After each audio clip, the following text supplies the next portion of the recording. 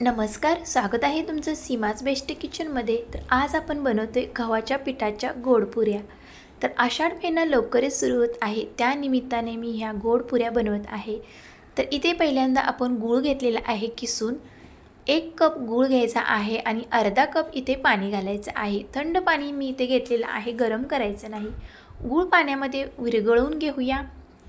गूळ तिकडे विरघळून घेतलेला आहे, तोपर्यंत आता इकडे आपण पीठ घेऊया। 1 कप गव्हाचं पीठ, अर्धा कप रवा घेतलेला आहे आणि अगदी थोडंसं मीठ घ्यायचं आहे।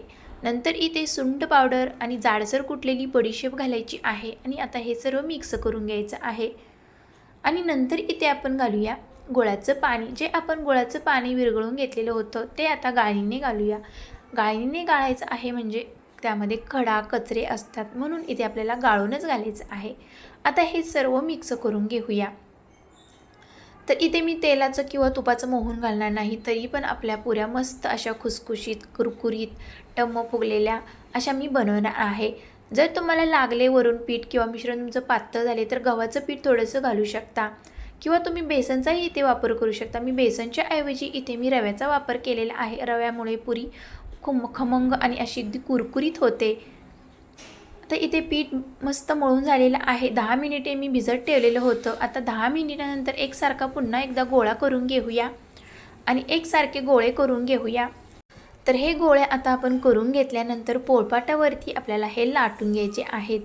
तर पोळी आपल्याला थोडीशी जाडसर लाटायची आहे, जास्त पातळ लाटायची नाही किंवा जास्त पण जाड लाटायची नाही, थोडीशी जाडसर ठेवायची आहे। नंतर इथे वरतून आपण पांढरे तीळ लावलेले आहे। दोन्हीही बाजूनी आपल्याला तीळ लावायचे आहे आणि लाटून घ्यायचं आहे।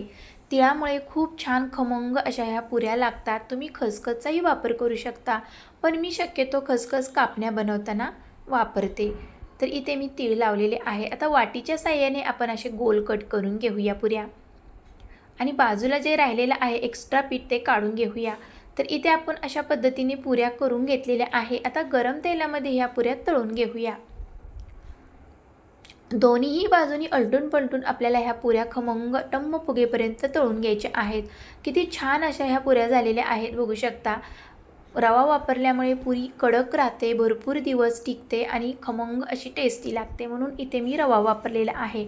बेसन जर वापरलं तर ती पुरी नंतर नरम पडते, म्हणून इथे मी रव्याचा वापर केलेला आहे। अशा पद्धतीने इथे आपण सर्व पुऱ्या तळून घेतलेल्या आहेत। तर आषाढ स्पेशल अशा ह्या खमंग गव्हाच्या पिठाच्या गूळ घालून केलेल्या पुऱ्या खूप टेस्टी लागतात आणि तुम्हीही ह्या पुऱ्या मस्त अशा टेस्टी लागणाऱ्या नक्की ट्राय करा। खूप सोपी रेसिपी आहे, अवघड काही नाही। तर आषाढ स्पेशल ह्या गव्हाच्या पिठाच्या गोड पुऱ्या तुम्हाला कशा वाटल्या, आवडल्या असेल तर लाईक, शेअर आणि सबस्क्राईब करायला विसरू नका। भेटूया पुढच्या रेसिपीमध्ये। Bye bye.